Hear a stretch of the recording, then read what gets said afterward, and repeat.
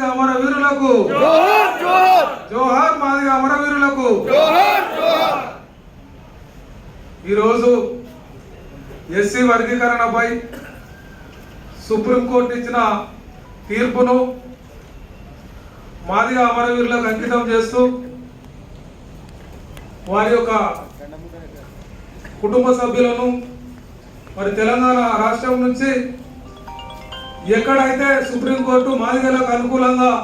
వర్గీకరణపై తీర్పు వెలువరించిందో మరి అదే ప్రాంతం నుండి మరి అమరవీరుల యొక్క కుటుంబ సభ్యులను ఇక్కడికి పిలిపించి వారికి ఇక్కడనే ఘనంగా సన్మానం చేయాలనేటువంటి ఉద్దేశంతో మన ఎంఆర్పిఎస్ రాష్ట్ర అధ్యక్షులు మేడి పాపన్న గారు గొప్ప సంకల్పంతో ఈ యొక్క కార్యక్రమాన్ని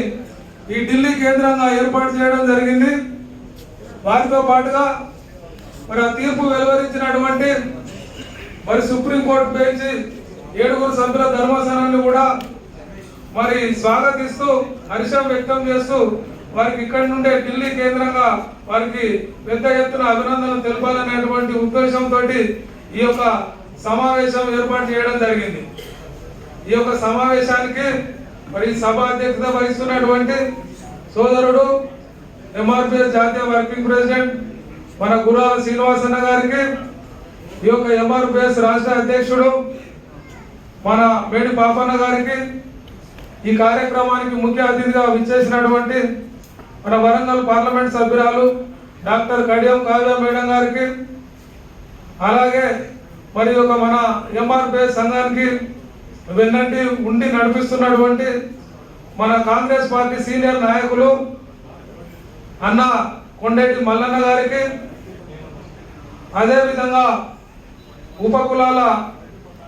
నాయకులకు, అంబేద్కర్ ఫోటో ముద్రణ జాతీయ కమిటీ నాయకుడు మరి పరశురాములన్న గారికి, ఆంధ్రప్రదేశ్ రాష్ట్ర అధ్యక్షులు దాసరి సువర్ణరాజన్న గారికి, ఎంఆర్పిఎస్ మహిళా నాయకత్వానికి, జాతీయ రాష్ట్ర నాయకత్వానికి,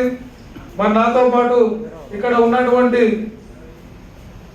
ఎంఆర్పిఎస్ సీనియర్ నాయకులకు, కోర్ కమిటీ సభ్యులకు, రాష్ట్ర జిల్లా నాయకులకు, ప్రతి ఒక్కరికి కూడా వివిధ జిల్లాల నుండి ఎంతో బాధ్యతతో ఇక్కడికి తీసుకొచ్చినటువంటి మన జిల్లా నాయకులకు, ఇన్ఛార్జీలకు ప్రతి ఒక్కరికి కూడా